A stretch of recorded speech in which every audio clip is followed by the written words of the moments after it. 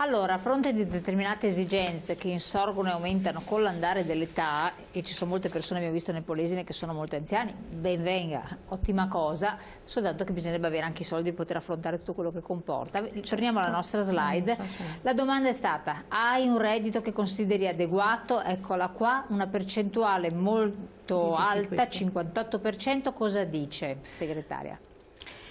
Rispondi tu? Beh, il 58%? Dai. Sì, in questa indagine, come abbiamo visto, noi abbiamo chiesto se hai un reddito che è adeguato, che tu consideri adeguato, e il 42% ha detto sì, mentre il 58% quindi una percentuale più alta della metà ha detto di no. Ha detto non è adeguato per far fronte a tutte queste esigenze. Noi ci siamo soltanto limitati a chiedere un giudizio sull'adeguatezza, perché insomma è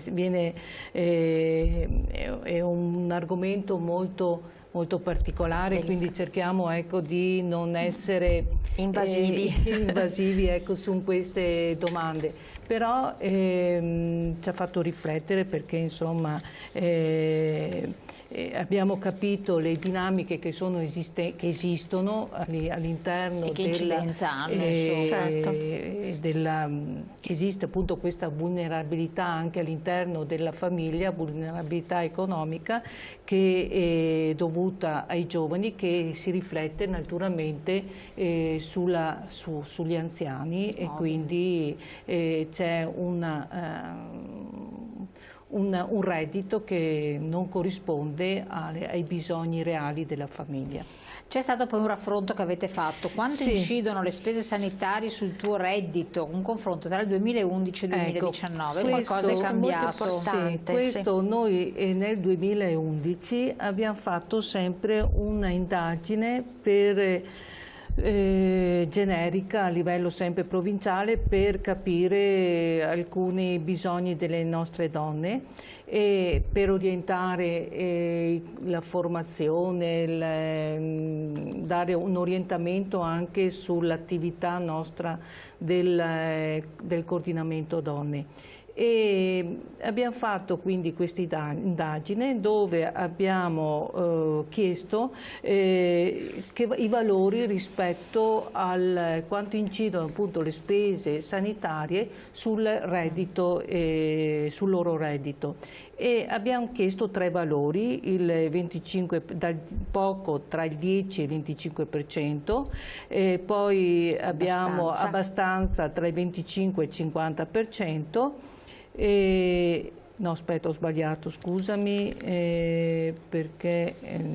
Quindi poco tra il 10 e il 25, sì, esatto, abbastanza tra il 25 e il 35, molto tra il 30 e il 50%. Esatto. Ecco, scusami, non avevo sotto mano questi percentuali. Però c'è stato un cambiamento tra il 2011 e il 2019. C'è stato un notevole cambiamento, perché abbiamo visto che nel 2011 ha risposto poco, e quindi incidono poco sul reddito, il 66%, quindi il 66% nel 2011 spendeva dal 10 al 25%. E invece questa percentuale è passata al 42%. Al 42%, quindi è aumentata nel 2019 la spesa abbastanza e molto. Sì, infatti abbiamo visto. E questo è un dato, c'è stato proprio un cambiamento, perché nel 2019 il 39% spende abbastanza, dal 25 al 35%, e il 19% spende tra il 30 e il 50%. È una cifra, quindi non vuol dire che si è aperta la forbice. Si è aperta la forbice. Certo, a questo punto quali sono le proposte che voi fate? Bene, tra le proposte, innanzitutto un potenziamento dei consultori, perché abbiamo capito l'importanza che hanno come servizio di prossimità, soprattutto in una provincia come la nostra, dove c'è bisogno di andare incontro ai bisogni dell'anziano, ai reali bisogni dell'anziano, e li abbiamo riscontrati proprio con questo questionario, con questa indagine. e riteniamo che la figura del geriatra all'interno dei consultori che sia una figura che attualmente non c'è. Quindi da introdurre sostanzialmente. È da introdurre la figura del geriatra, perché può essere di orientamento. Ecco, noi stiamo per chiudere, mettiamo l'ultima slide, chiedo eccola qua, dopo le conclusioni, proprio le nostre proposte, quindi stiamo vedendo, prego. Ecco, quindi per dare un supporto alle persone anziane. Poi... Dare un supporto alle persone anziane, rimodulare, ripensare i servizi, perché se la nostra platea non è più è data da gente giovane, è logico che bisogna rimodulare i servizi e cercare di pensare alle persone anziane.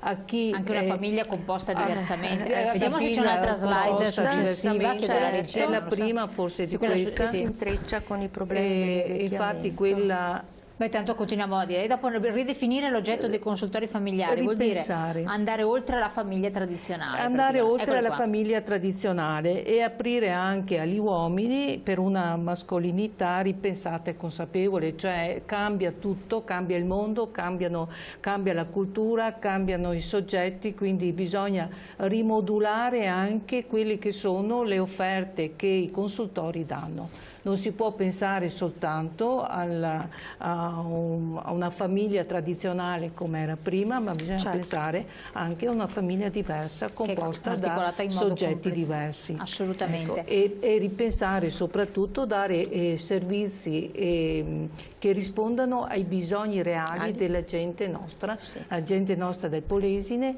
che è fatta per la maggior parte da persone anziane, che è fatta da uomini anziani, ma da donne anziane. Noi abbiamo il doppio delle donne rispetto agli uomini, le donne sono il doppio, quindi questo nell'8% della popolazione è data da anziani che superano gli 80 anni.